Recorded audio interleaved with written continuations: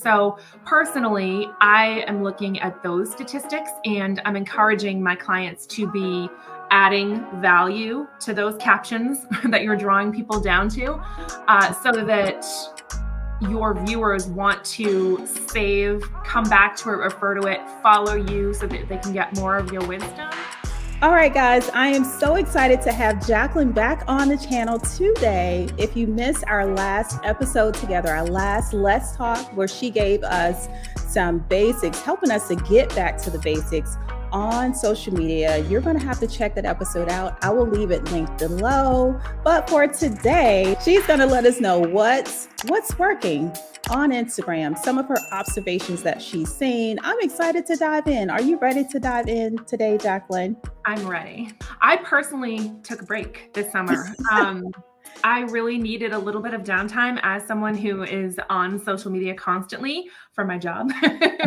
I was just feeling this pull to take a little bit of downtime. Obviously, I still had my clients and I was up to speed on them, but for my own personal accounts, I think I posted twice. I did, I think, a reel in July, a reel in August, just because I saw something that really resonated with me, a trend I was excited about. I jumped on it. One tanked, one did pretty well. So what are you going to do? But this summer I was focusing on my mantra of connect more than create. So I really took some time to connect with my network on social media. Found a couple of new accounts to follow, engage with, tried to give their content some love and some engagement, build some relationships there, more than feeling a need to hit any type of posting cadence. But now that fall is here, my kids are back in school, and I'm also feeling drawn to get back into it, if you will. And so I don't fight that, right? I try and kind of go with the natural ebbs and flows, because I do find that when you force content, whether it's my own for my account, or if I'm working on a client's account and they're feeling a need to hit X number of posts, the audience feels that, right? And I think we're seeing that in general on Instagram. Authenticity is such a buzzword, right? But if you're forcing it, if you're faking it, then I think that that's going to come through in your content, and then that's going to tank. I love what you mentioned too, connecting more than creating. And I'll also say something that I always enjoy whenever we are talking about social media is that you always have a way to help us to get back to the basics. And let's talk a little bit about how Instagram has evolved from the place that it started out in that space of we were connecting, we were creating, having fun. So share with us some of what you've seen in terms of the evolution of Instagram and helping us, as you're so fantastic at doing, to get us back to the basics and having fun on the app too. I know, what is basic even anymore? Who else is like longing for the Valencia filter and a little coffee, a coffee photo? I think my first 4 Instagram posts are all of my dog, because I didn't know what I was doing with the filters way back in the day. But yeah, no, man, Instagram is a trip these days, right? And I think we're all feeling a little bit of whiplash keeping up with what was working, what was popular, and what we felt like Adam was forcing, not forcing, but saying was going to be working. And really, we're still seeing that video is working well, right? But what's interesting is kind of the usage of video has been evolving. So when Reels first came out, no one really knew what to do with them. Let's be real. It was kind of a pullover from another platform. And so there was a lot of really heavily not polished, but you had the transitions and you had the choreographed oh my gosh, people pointing at the text bubbles. Yeah, and it felt like a lot, but it was working, so we all did it. And over the summer especially, we saw a trend of what some folks were calling lazy content, right? I don't want to say lazy, but it was easier. So we saw what is known as B-roll footage. So set up a camera while you're typing at your desk or making your morning coffee, and let that be the bulk of your video. And then over the summer, we saw people replacing it, not replacing, but overlaying text, right? So add some value or something witty.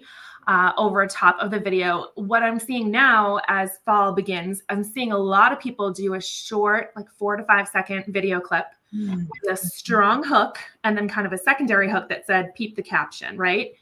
And it's interesting because now what's popular is writing a novel in the caption to keep people reading. Yeah. And the video just loops and your views go up, and then the algorithm sees that as a trend or a signal, if you will, and promotes it to other people. So we are seeing kind of the evolution of content, but I just want to challenge, I challenge myself and I challenge my clients, because it's a little bit of a hack that works, but to what end? You might be seeing video views and you might be seeing reach, but are people leaving comments? Are people saving it? And are people sharing it? And so personally, I am looking at those statistics, and I'm encouraging my clients to be adding value to those captions that you're drawing people down to. So that your viewers want to save, come back to it, refer to it, follow you, so that they can get more of your wisdom. Because although it's working, I like to ask people why, right? So like, great, you got a lot of reach, you got a lot of views, but why did we care? Why does that move the bottom line of your business? What's your why? And I do certainly have clients that want to scale. They want to get views. And so that's important to them for whatever reason. But most of my clients, they have other goals for the platform. And so it's definitely important to incorporate that as one piece of their content mix. But I wouldn't suggest doing like 5 of those a week. So. That's really good too. Also bringing your clients, as well as sharing with us here, bringing us back to what our goals are. While you may have one client who's focused on getting views or maybe growth, another client's goal might be, I'll share this with you. I was looking at like my quarter coming up and reviewing last month, and I was like, wow, it's great that my Instagram followers grew, but I wanted to see a correlation between that follower growth as well as like my email list. Are they becoming followers? Am I also growing my email list simultaneously too? So taking a look at your metrics, understanding what your goals are, I think will help you to navigate those decisions of, like you just mentioned, maybe don't do that 5 times a week, but also too, like looking at the captions we're writing, what's the value we're adding, perhaps the call to actions too, like what next steps do you want your audience to take? Is it just an engagement post? Like what's next? Why are you doing it? Would you want to add anything to that, Jaclyn? Well, I think, knowing that that's working well on the platform and that you're going to see a lot of that content, you could lean in a little. So go and take a post from 3 months ago, 6 months ago that performed really well as maybe a carousel post, or it could have been a reel that you just delivered a little bit different, maybe as a talking head, or maybe you pointed at some things, and use this technique to get that same sentiment across, right? So you can certainly take that same message and repurpose it into different formats and different angles. So maybe you said, the 3 things I learned doing X. Maybe you could position it as, don't make these mistakes doing X instead. And so take the trend that's working, but deliver your same message that resonates, that same solve a pain point for your audience, right? And so I think it's a way to repurpose your content, your ideas, if you will, without a super heavy lift. So I always taking note of these trends and figuring out how to make them work for my brand and for my clients. And so that's one way that I would suggest, using a trend, but making it work for you. Love that. Love that. Also, real quick on your email list, I think that's so important, right? I think I am always trying to remind people that social media should not exist in a vacuum, right? It should complement your website. It should complement your email marketing. Think of it as a little bit of a flywheel where they're all feeding each other, right? And so if you are trying to grow that list, use stories. Say, drop your email in the question box and I'll add you to my list, right? And be promoting it that way. It doesn't always have to be a call to action in your feed, just jumping on stories and say, hey, I got really great feedback on my newsletter this week. Did you know that I have one? My clients love it because of X, Y, and Z. Drop your email here and ask them for that, because even if you get 5, 10 subscribers here and there, you're going to start chipping away at building up that list. That's really, really helpful. Really helpful. Use those stories. Oh my gosh. And I feel too, as these features, like new features roll out on Instagram, we can kind of focus on one thing. So help us, Jaclyn, to remember the other features that exist, just like you just mentioned stories, and a great way to use stories to build your email list. Yeah, well, so there's basics, and I don't want to say basics, but some of the kind of things that I don't always see people doing right are using your highlight bubbles effectively, your pinned posts. So making sure that you're keeping those updated, and you're having, if you think of the common know, like, trust, what is that? Like, not a phrase, but methodology, I guess. You could strategize your pin post that way. It's like, one is a get to know you. One of them is an amusing story that they like you, they'll think is funny. And then maybe one of them is your offer, right? And so if you think about, maybe that could be a nice way to handle your pinned posts. But Instagram is also working overtime with the new features lately. They have the broadcast channel feature that I'm seeing a lot of creators and businesses start to take advantage of. So if you are going to jump into that one, I would make sure that you have a strategy for that, because it is one more thing to keep up with. And again, I would say, if you're still working on your newsletter or your email list, if you're still working on some of these other things, don't feel pressure to jump on every new bell and whistle that Instagram rolls out, because they're rolling out a lot. So I saw some creators, and I say creators lightly, but business owners, companies, jump at the opportunity to add multiple links now in your bio. It used to be just the one, and now Instagram has, I believe, increased that to 5. I actually always tell my clients, whoa, take a step back, because choices are challenging. And every extra link that you add there gives people just that much more pause, right? So I always keep those really pointed, really focused, and think about your one goal or action. And so for you, and maybe it's your newsletter right now, I don't know, and you can change it up. Maybe for 3 to 6 months, you're focusing on a new offer. Maybe for 3 to 6 months, you're focusing on a follower count. And so you don't have a ton of links in your bio, but just think through that before going crazy with all these new bells and whistles. Really good. Really good.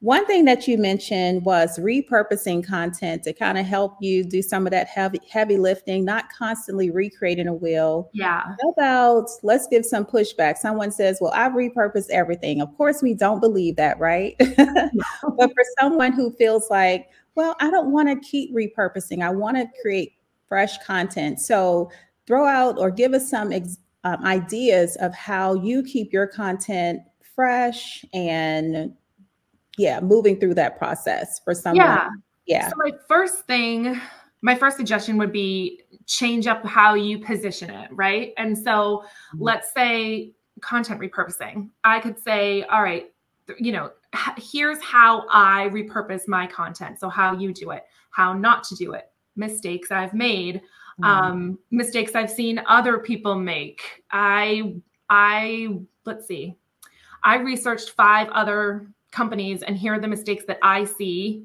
Here are the best practices that I see. So just start to think through a list of angles or positions, however you want to phrase it. And then you can easily take a topic and repurpose it in that way, right? And so I love creating new content, and I love when people want to create new content. And I think it's a nice mix of both. After you have 6 months of content under your belt, you can shift your perspective. I can't say what ratio, you kind of have to make it work for you, but you could do 80-20. You could do 80% of your content is repurposed, if you will. And then 20%, you're trying something new. You just have to see what works for your account, what feels right to you. And the nice thing is, if you have a busy week, go heavy on the repurposing and don't have anything new. And if you have some downtime, then light a candle, brainstorm, meditate, see what comes to you. Sometimes it takes all of that, right? Oh my gosh. Oh my goodness. And speaking of which, let's move into being on Instagram, not really being on Instagram. One thing that you mentioned in a conversation that we've had before was having that baseline presence and figuring out what that is for you. Yeah. So do you want to talk a little bit about that, Jaclyn? Yeah. And I think, again, it comes down to your why, your intention for the account and bandwidth, right? But also, I like to think about platform usage. I think we all know that there is a number of users that only sit down and watch stories. And so I think the one thing that I would say to my clients is that they should have a story strategy. And it's probably more important, again, depending on the goals of your account, but in terms of nurturing your current followers, it's probably more important to have a story strategy rather than to post X times a week. So if your goal is anything to do with your current audience, get more sales, get to know them better, get them more engaged, get them to sign up for your email list, you need a story strategy. And then your in-feed posts are a little bit more for external, right? So reaching new audiences. And I like to think of my profile as a mini sales page. And so when a customer looks me up on social, I want them to immediately understand what my offers are and why I'm different. It's like another version of my website. So I would say, being on Instagram, being off, not off, but feeling overwhelmed or tired or whatever. I think, a simple strategy where 5-ish times a week, maybe it's just Monday through Friday, you're jumping on, saying good morning. A super simple one would be jump on and say good morning, screenshot of your to-do list for the day, because that's a really sneaky way to incorporate your offers. Or even say you're open for business, because I'm prospecting. I have a couple new calls in the books. I'm working on a new offer. There's a lot of different ways to be not salesy, but communicate what you're working on. And then something fun about yourself, what you had for lunch, your afternoon walk, trip to the kids' game. And that's like 3 stories a day. It's not going to overwhelm someone who sees a lot of hashtags in the app, and it feels manageable for a lot of customers. Of course, some days you won't have as many, you'll be busy. Other days you'll go off on a rant about something, but something like that is a nice, pointed, actionable strategy that can really help move the dial with your goals. Oh my gosh, that is golden. So I never knew. You're going to clap for me, no? Yes. That one gets a clap, because it's easy enough. And also too, it's not something that you have to do in real time. You could do it maybe the day before, perhaps too, thinking ahead. So I think it's, and you can even have a little story template, a pretty shot of your desk when it's clean one day that you use as the background, and you change out your to-do. And my desk is always a mess. Mind of a genius, right? I love that. Especially, small business owners, we have a lot that we're juggling. As you mentioned, some days are a little more heavier than others. And I think having a simple story strategy, just as you've outlined, wow, I'm like, I can do that. Yeah. And even again, like it can just, again, with the repurposing, right? It doesn't always have to be your content. So maybe twice a week, you aim to amplify other businesses, people in your niche that have funny memes, that have helpful information, local businesses in your community. Take a minute to like and share a recent post. Right? Because anything that you feel that your community, it could be helped by, or it could add value. These are all great ways to be using stories that don't rely on you to come up with all of the content. Really? Oh gosh. Yes. Loving it. I hope you guys are loving this as well. We have Jaclyn maybe for a few more moments. And before I let her go, I want you to share like one last thing that you want to share with us. Let's see, I know maybe this one will be good. For someone who's been off all summer, they're just getting back into the groove, where should they start? I'd say just jump right back in. Act like you've never gone anywhere, right? I thought about this when I came back too. What I did is I started posting as if I'd never gone anywhere, but I jumped on stories and kind of reintroduced, if you will. I had posted more stories over this summer, but I jumped on stories and I said to people, hey, back to school, kids are back in, I'm feeling pulled to be back at it. And then I stuck a poll sticker on there because I wanted the engagement in my stories, right? And so I got so many beautiful, sweet responses, and I loved those, but also I got the engagement, which tells the algorithm that people want to see my stories and my content. So I would say that when you do get back, jump into your feed as if you never left. And in stories, try and do something engaging. One of the slider stickers, poll, and ask me anything that you can do to get people to give you that vote of engagement is going to help ramp your account back up. Love it. I think I've said that how many times? Because every time we have a conversation, it's just so good. It's so good. It's so good. Well, Jaclyn, I appreciate you. Thank you so much for spending some time with us today to let us know what's working on Instagram for this fall. If you could let us know where we can find more of Jaclyn, where can we follow you? Follow me on Instagram. That's my favorite place to hang out. Sargent Digital. You can see my spelling down in the corner, all one word. I'm on LinkedIn too, but I'm probably more active on Instagram just because it's my favorite place to participate and engage, find a million things to save and think through. So that's where I am. I'll have to say too, I love seeing your last reel. It was the seltzer, drinking seltzer all summer, now cracking open that first taste of pumpkin spice. That was so not my first. I've been drinking pumpkin beer since August, but that audio came out, and that's the thing, right? That audio came out and I felt drawn to create with it. So I jumped on it. Yeah, it was fun. I was like, she nailed it. Well, thank you again so much. Appreciate you. I am going to leave all of Jaclyn's information down in the description, specifically her Instagram handle, so that you can go and check her out there. Very entertaining, constantly adding value too, and you'll love her engaging stories, let me tell you. Thank you guys so much for watching, and I'll see you in the next video. Bye.